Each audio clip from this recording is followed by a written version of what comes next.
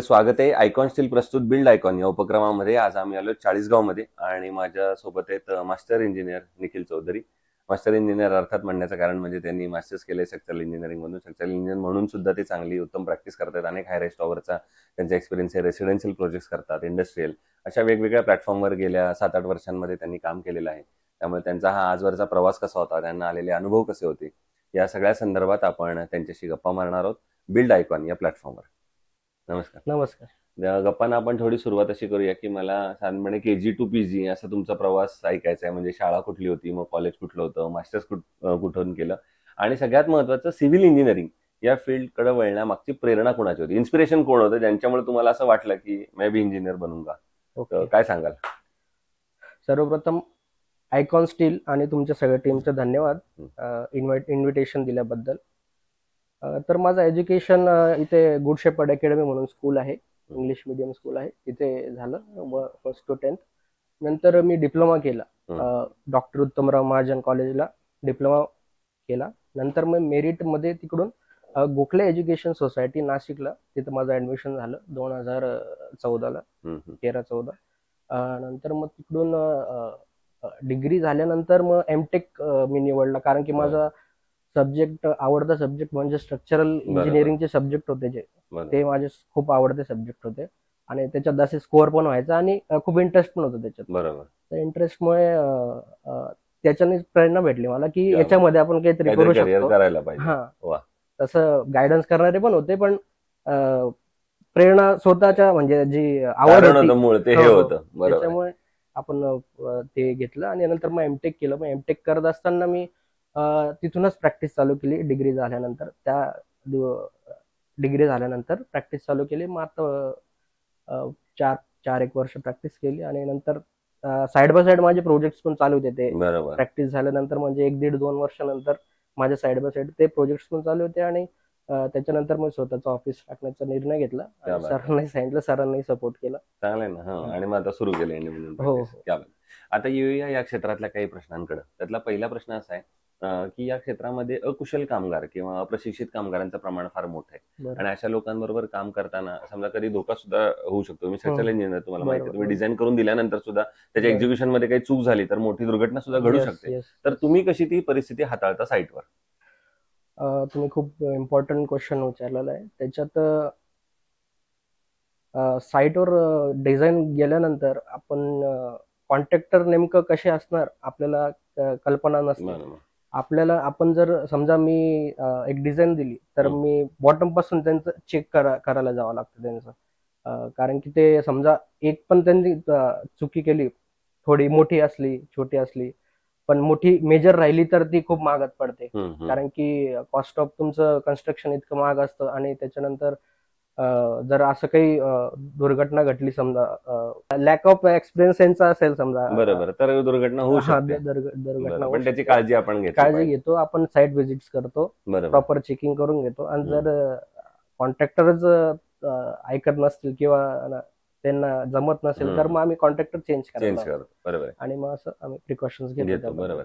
दुसरं, Bing structural engineer, तुम्ही design करताना स्ट्रक्चरचं काय काळजी घेता किंवा कसं वर्किंग करता त्याच्यावरचं, त्याबद्दल काय सांगा?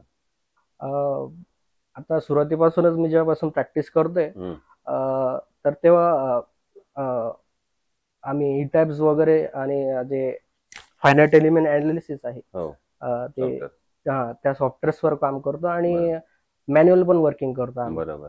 मग मॅन्युअल वर्किंग करत असताना मग ते आपल्याला कळतं की किती प्रमाणात ते बरोबर असतं. मॅन्युअल करणं गरजेचं. आपण पूर्ण सॉफ्टवेअरवरच विश्वास नाही करू शकत. बरोबर. पूर्ण सॉफ्टवेअरवर विश्वास केला तर मग ते देवावर म्हणजे देवा भरोसे करण्यासारखं होईल. त्याच्यामुळे खूप सांभाळून ह्या डिझाईन्स करावं लागतात. बरोबर. आणि खूप काळजी घ्यावं लागते. एकदम अगदी छोटा स्ट्रक्चर पण राहिलं ना, खूप काळजी घेऊन करावं लागतं. नक्कीच हे फील्डच असे की प्रत्येक छोटी चूक खूप महागात पडू शकते. बरोबर. नंतर आणि ती सुधारणेला वाव नाहीये सगळ्यात महत्त्वाचं. नंतर वाव जर तुमच्या नशिबात असलं तर तुम्ही करू शकता, जर नसेल एकदा उभं राहिलं त्याच्यानंतर तर काय, त्याच्यानंतर पण करू शकतो. जर एखाद्या कन्स्ट्रक्शन मध्ये जर चूक झाली समजा किंवा कॉन्क्रीट व्यवस्थित भरलं गेलं नाही, तर तिथलं फेल्युअर आलं समजा, तर त्याच्यावर पण प्रोसेस आहे रेट्रोफिटिंग वगैरे वगैरे बरोबर. करून. पण ते त्याला आपण पुन्हा करू खर्चिक असेल, वेळ खाऊ खर्चिक वगैरे आहे आणि मग ती रिस्क वगैरे Risk वाढून आहे. जाते. बरोबर. बिल्डिंग किती दिवस हे करते. अगदीच अगदीच. आता पुढचा जो एक प्रश्न आहे तो थोडा वेगळा आहे या सगळ्यापेक्षा. हं. तो आहे, तुम्ही स्वतः यंग आहात, इंजिनियर आहात आणि इथं पुन्हा चाळीसगावमध्ये काम करताय बरं. येऊन. त्यामुळे हा प्रश्न तुम्हाला आहे की जर जळगाव जिल्ह्याचा विकासाचं विजन एक इंजिनियर म्हणून तुम्हाला विचारलं तर तुमच्या डोळ्यासमोर कुठले मुद्दे येतात किंवा कुठली क्षेत्र येतात, सेक्टर्स येतात, ज्या सेक्टरवर आता काम करायला पाहिजे जर आपल्याला संपूर्ण जळगाव जिल्ह्याला पुण्या मुंबईच्या तुलनेनं असं पुढे न्यायचं असेल, एक सर्वांगीण विकास आपल्याला या जिल्ह्यात बघायचा असेल, तर तुम्हाला काय वाटतं कुठल्या क्षेत्रांवर आता काम झालं पाहिजे? मला वाटतं की MIDC खूप मोठ्या प्रमाणात डेव्हलप झाली पाहिजे. आणि आता जो समजा चाळीसगावचा प्रश्न घेतला आपण, तर इथे पण खूप साऱ्या इंडस्ट्रीज आल्या, त्याच्यामुळे इथे नोकरी वगैरे सगळ्यांचे संधी उपलब्ध होतील आणि ते झाल्यामुळे इथे लोकांचं येणं जास्त होईल आणि मग आपण टाउन प्लॅनिंग वगैरे त्याप्रमाणे करून ते पुढे होऊ शकतं. होऊ बरोबर. शकतं. तुम्ही फार महत्वाचा मुद्दा मांडलात. इंडस्ट्री यायला इंडस्ट्री पाहिजे यायला चांगली. कारण इंडस्ट्री आली की रोजगार आले आणि मग त्याच्यानंतर बरोबर. अनेक ऑपॉर्च्युनिटीज क्रिएट होतील. पण मग शासनानं काय पावलं उचलली पाहिजेत असं तुम्हाला वाटतं जरी इथे इंडस्ट्री आणायची असेल तर? तर आता मी मागेच वाचलं की चाळीसगावचं काय डी झोन मध्ये आहे, बरोबर. तर D+ झोन मध्ये घ्यायचं आहे. हो, हो. इथले आमदार, स्थानिक आमदार आहे, तर त्यांनी ते सांगितलं की D+ झोन मध्ये घेतल्यावर घेतल्यावर की अजून आपला develop डेव्हलप होईल. ज्या कंपनीज आहे त्यांना सबसिडीज जास्त भेटतील, त्यामुळे कंपनी तिथे अट्रॅक्ट होतील आणि इथे इंडस्ट्री डेव्हलप होईल. नक्कीच. दुसरं स्ट्रक्चरल इंजिनियर म्हणून तुम्हाला हा विशेष प्रश्न आहे ते म्हणजे स्टील निवडताना तुम्ही काय पॅरामीटर्स बघता आणि मग ठरवता की हे स्टील चांगलं आहे, हे वापरलं पाहिजे? आम्ही नेहमी टेन्साईल स्ट्रेंथ यूज बघतो बरं. नेहमी, टेन्साईल स्ट्रेंथ आणि त्याची स्टीलची. क्वालिटी कशी आहे ओके. त्याप्रमाणे आम्ही मग ते स्टील सिलेक्ट करतो. सिलेक्ट. आयकॉन स्टील यापूर्वी कधी वापरलंय का कुठल्या प्रोजेक्टमध्ये? हो, भरपूर ठिकाणी. अच्छा. मग कसा होता तुमचा अनुभव आयकॉनचा? म्हणजे त्यांची कॉस्ट असेल, त्यांची अवेलेबिलिटी असेल, त्यांची सर्व्हिस असेल? अवेलेबिलिटी चांगली आहे, Okay. सर्व्हिस पण चांगली आहे, ओके. काही टेन्शन नव्हतं तसं. बर बर. त्यामुळे व्यवस्थित होतं. चांगला अनुभव होता. हो, आणि आता अगदी शेवटचा प्रश्न ते म्हणजे या फील्डमध्ये तुमच्यासारखे जे तरुण इंजिनियर्स आहेत जे काहीतरी बदल घडवू इच्छित आहेत या क्षेत्रामध्ये, तर त्यांना तुम्ही एक सिनियर म्हणून काय सल्ला द्याल, एक मित्र म्हणून काय सल्ला द्याल?